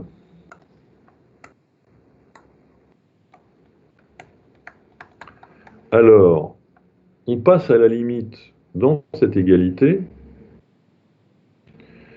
hein, UN plus 1 tend vers L,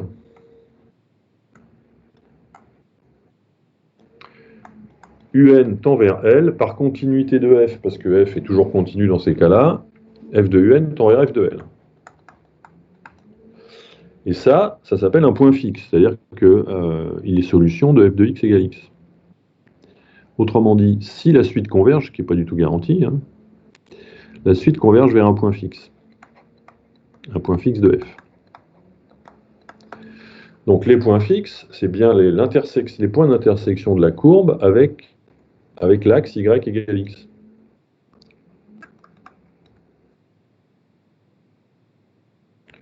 Dans le cas de Galton-Watson, il y a convergence. Pourquoi il y a convergence? Parce que la suite Gn de t, c'est une proba. Si c'est une proba, c'est qu'elle est comprise entre 0 et 1, donc elle est majorée et minorée. Alors après, comme elle est monotone, bah, si elle est croissante, elle est majorée, elle converge. Si elle est décroissante, elle est minorée, elle converge. Donc dans tous les cas, elle converge. Donc elle converge vers un point fixe. Ok? Ah, donc, d'où l'idée de l'étude des points fixes. Donc, on voit bien que selon les cas, il y a un seul point fixe, il y a toujours un qui est point fixe, de toute façon, hein, puisque G de 1 égale 1. Donc, 1 est forcément point fixe. Si c'est le seul, ça veut dire que U égale 1. C'est-à-dire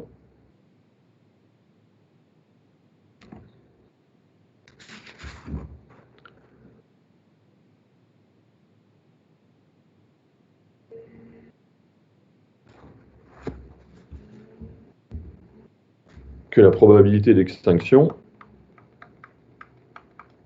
égale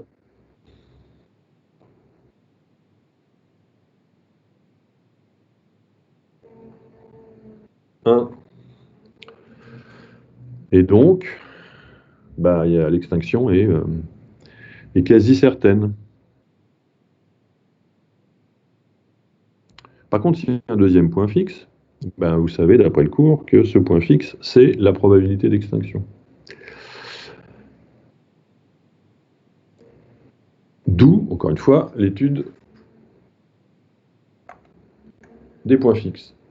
Et donc, graphiquement, on voit bien qu'en fait, ça dépend de la pente à l'arrivée. Si la pente est faible, comme dans cet exemple-là, si la pente en 1 est faible, la courbe ne va toucher la diagonale qu'en 1. Par contre, si elle est suffisamment forte, comme dans le cas en dessous, on va recouper, et là, il y aura un deuxième point fixe ici. Donc, toute la question est, que vaut G' de 1, puisque c'est la pente en 1. Donc, si je dérive G' de 1, j'obtiens quoi?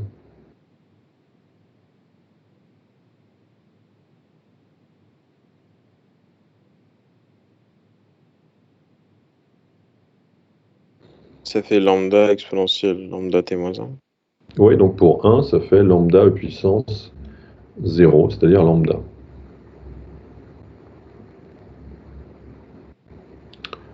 Donc, si lambda est supérieur à 1,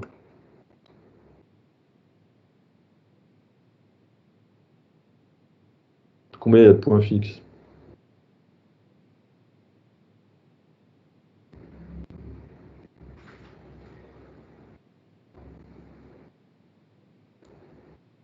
Un ou deux?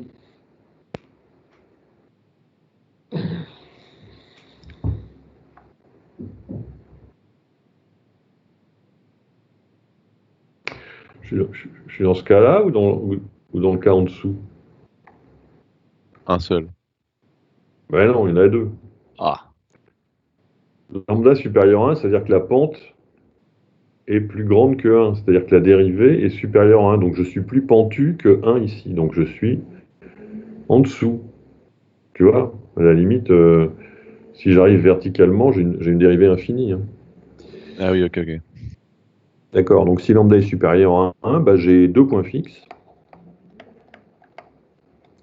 Un certain, alors d'abord il y a 1 et puis un certain alpha compris entre 0 et 1. Et à ce moment-là, que vaut l'extinction? Que la probabilité d'extinction, c'est alpha. Bon, qu'on pourrait calculer difficilement d'ailleurs, mais enfin qui est solution de puissance qui est solution de alpha égale E puissance lambda alpha moins 1. Et puis si lambda est inférieur ou égal à 1, à ce moment-là, un seul point fixe, qui est 1, et donc la probabilité d'extinction égale 1, donc extinction quasi certaine.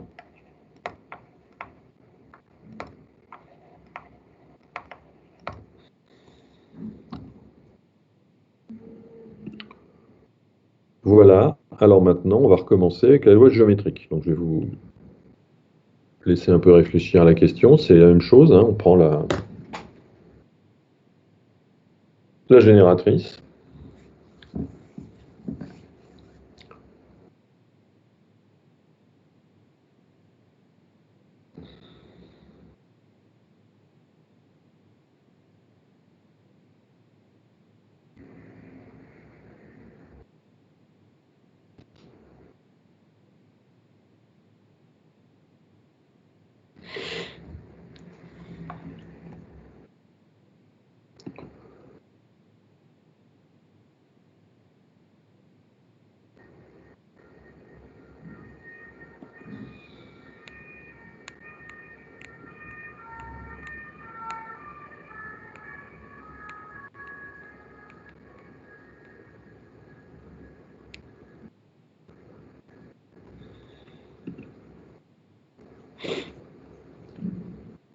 Change de page.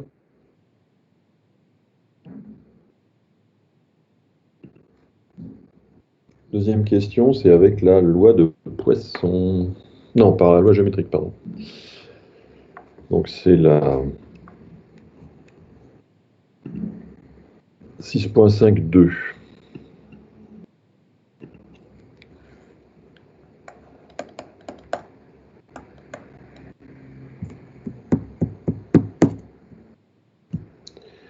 Que vaut G? Alors donc la distribution, c'est la loi géométrique de paramètre P.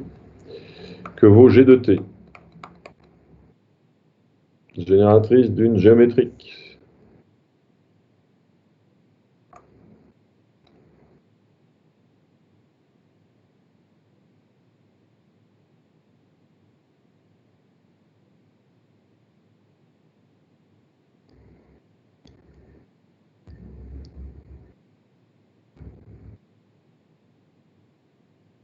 Oh.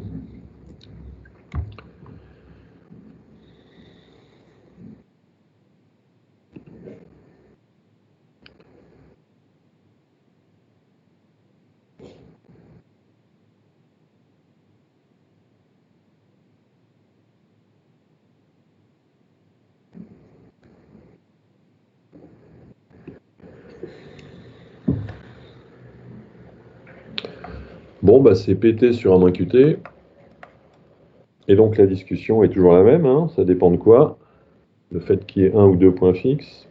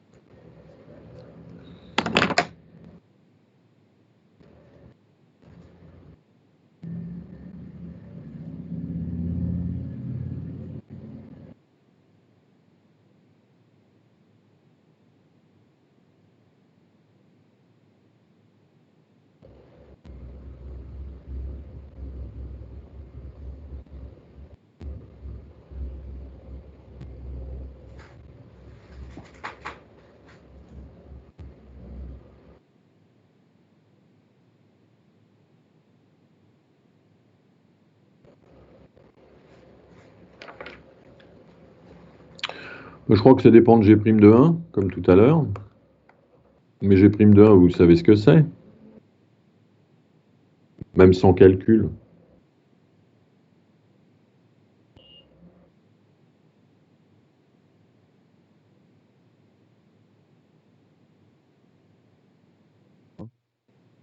Ah, c'est 0, 0, 0.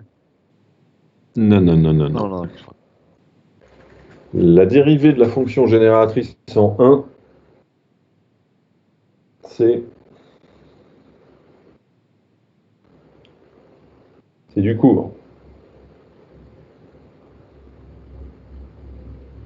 Ah, c'est G de 1 qui égale à 1. Oui, G de 1 égale 1, Ouais, oui. Et G' de 1, c'est l'espérance. Et l'espérance d'une géométrique,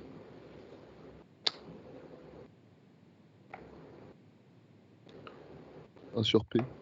1 sur P. C'est plus grand ou plus petit que 1, ça? Plus grand. Bah oui, ça veut dire qu'il y a combien de points fixes? 2. Donc 2 points fixes. Alors, bah, vous savez que la probabilité d'extinction, c'est le plus petit des deux, l'autre étant égal à 1. Donc il faut résoudre G de T égale T pour trouver l'autre. Je vous laisse faire.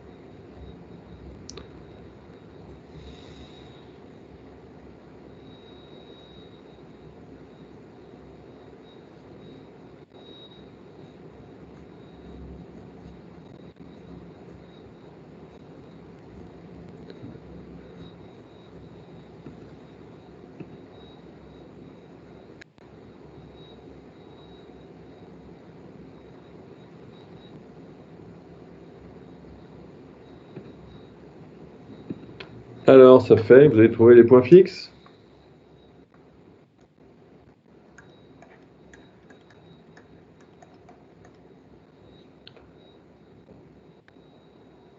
Comment je résous ça?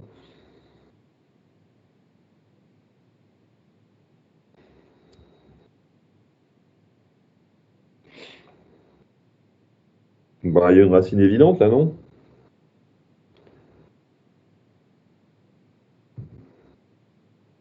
Il y a une solution évidente à cette équation.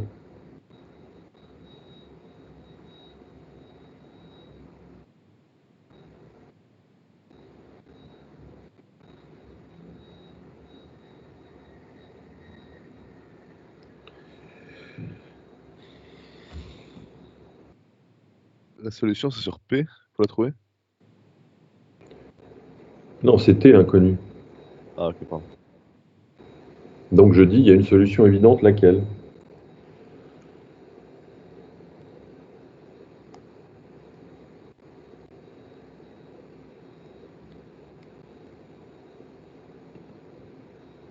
Bon, bah, je crois que t égale 0 est solution. 0, 0. Donc t égale 0 est solution, et l'autre, évidemment, ça va être 1, mais on va le vérifier, parce que si t est différent de 0, on simplifie par t, ça fait p sur 1 moins qt égale 1, c'est-à-dire p égale 1 plus moins qt, d'où t égale 1 sur p plus q égale 1. Donc les points fixes, bah, ça c'est pas une surprise, hein, on le savait, et l'autre, bah, il est là. Donc les points fixes sont 0 et 1. Conclusion, la probabilité d'extinction égale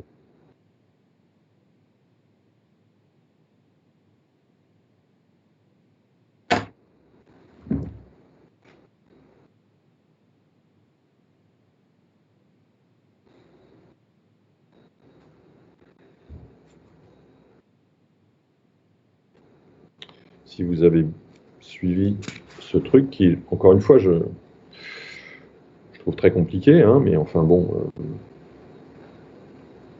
dans la page 44 de votre cours, on explique que la probabilité d'extinction, c'est le plus petit point fixe, donc 0.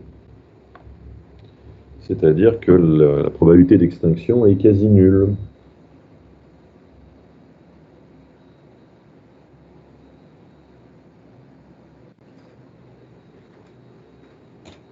Monsieur, Ouais. pourquoi on n'a pas calculé la dérivée de G de t comme pour la question 1?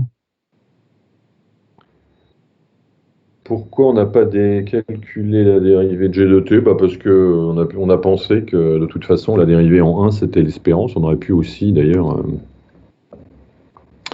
dire directement que c'était lambda parce que c'était l'espérance d'une loi de Poisson.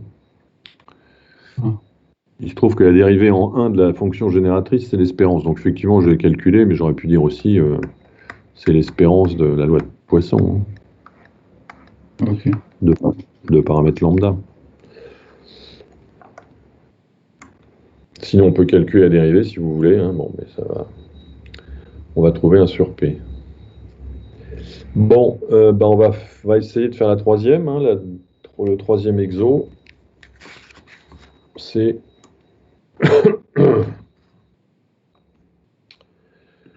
cette fois-ci, c'est la distribution, c'est une binomiale de paramètres 3, 1 demi.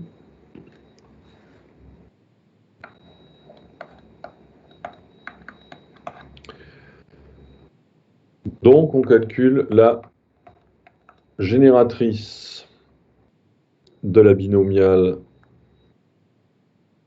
de paramètres 3,5, c'est quoi? Q plus TP, le tout exposant n. Ouais, alors Q c'est... Ah, pardon, ok, bah du coup c'est 1 demi. Plus 1 demi t, le tout exposant 3. Voilà. Bon, alors on peut calculer... de toute façon, on peut calculer G' de 1. Hein. Ça vaut quoi G' de 1?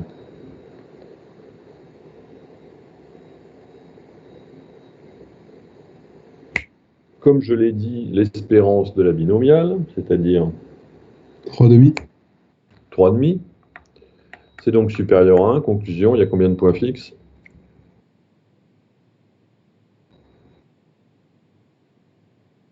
2. Excellent. Le réveil de Romoli. deux points fixes, eh ben, le but de l'exo, c'est de trouver l'autre, parce que évidemment, 1 est point fixe. Autrement dit, il faut résoudre 1 demi plus 1 demi de t au cube égale t. À vous de jouer. Et vous avez pour cela 8 minutes et vous m'envoyez les résultats dans le chat, s'il vous plaît.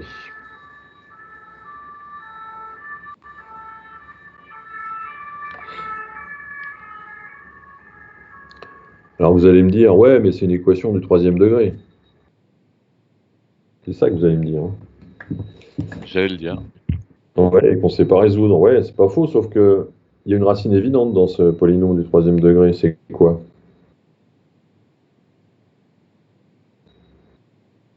T égale à Moins 1. 1 plutôt.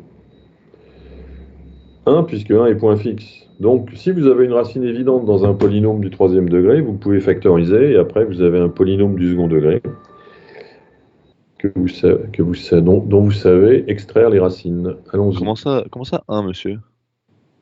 Si on remplace t par 1, ça fait... Ça fait 1... Ah bah oui, je suis un ouf.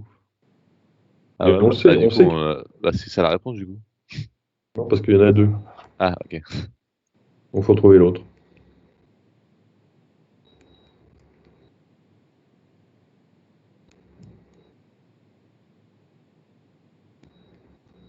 Donc on va commencer par multiplier par 8 tout le monde, hein, pour se débarrasser des 1,5, ça sera mieux. Ça fait donc 1 plus t au cube égale 8t. Bon, ça vous savez développer, j'écoute. 1 plus t au cube.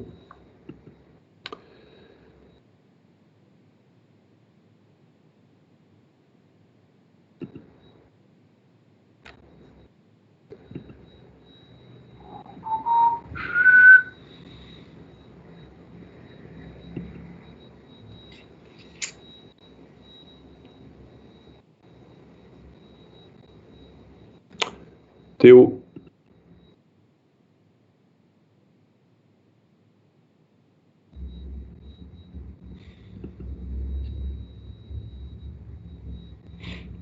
Plus 3t carré plus 3t plus t cube.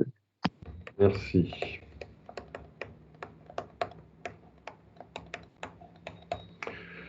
Ça fait t cube moins 5, plus 3t carré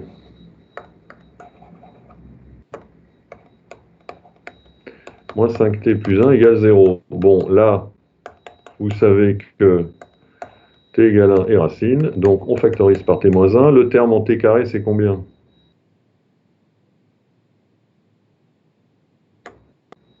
3. Bah non, il faut faire t cube, donc... Oui, mais 3t carré. Le terme constant. Oui. Le terme constant, c'est 1, donc ça va être moins 1 ici. C'est moins 1, voilà. Et après, le terme en t, il faut jouer avec, par exemple, 3t carré. Comme vous en avez moins 1, il en faut plus 4. Donc, c'est plus 4t. D'accord? On résout ça.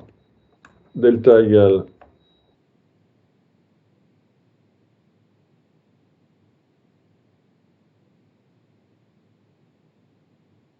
20. Les racines sont moins 4 plus ou moins racine de 20 sur 2, c'est-à-dire moins 2 plus ou moins racine de 5.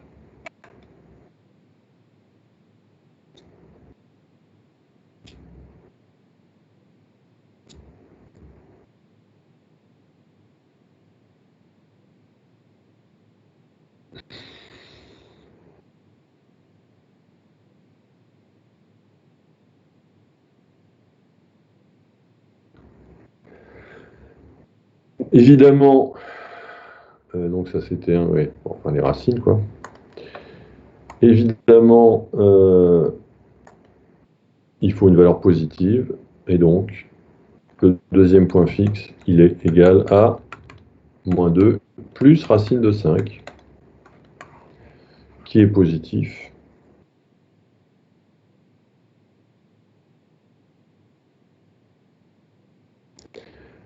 Et par conséquent, comme c'est le plus petit des points fixes, c'est la probabilité d'extinction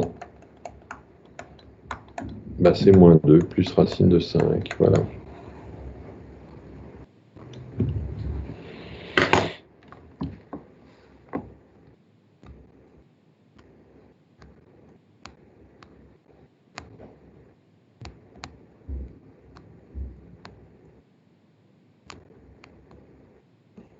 Ok.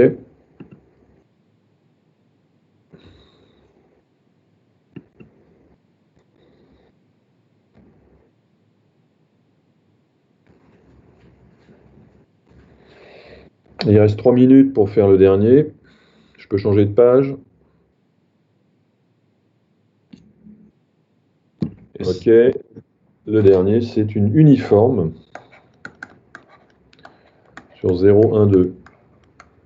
Bon, donc que vaut la génératrice d'une uniforme?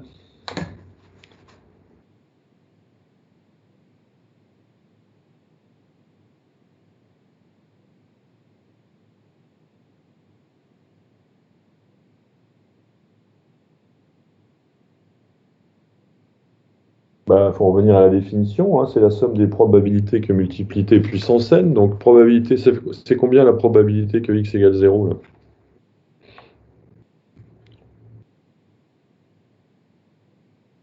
C'est une uniforme, ça veut dire que les trois probabilités sont égales à 1 tiers. Yes. Donc c'est 1 tiers plus 1 tiers de t plus 1 tiers de t au carré. D'accord. Bah, donc on va chercher les points fixes. Hein. Les points fixes, c'est g de t égale t. Ou d'ailleurs, on peut regarder g' de t aussi. C'est quoi g' de t d'ailleurs, tiens?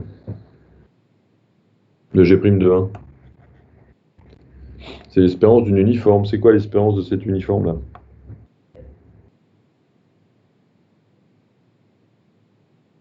C'est quoi l'espérance de l'uniforme sur 0, 1, 2? C'est le milieu, donc c'est 1. On est dans le cas où 1 est le seul point fixe. Et donc, la probabilité d'extinction est égale à 1. L'extinction est quasi certaine. Bon, je crois que vous avez bien travaillé. Et donc, je vais vous libérer pour vous récompenser avec 1 minute d'avance. Merci, monsieur. Bonne journée. Bonne journée. Au revoir. Au revoir.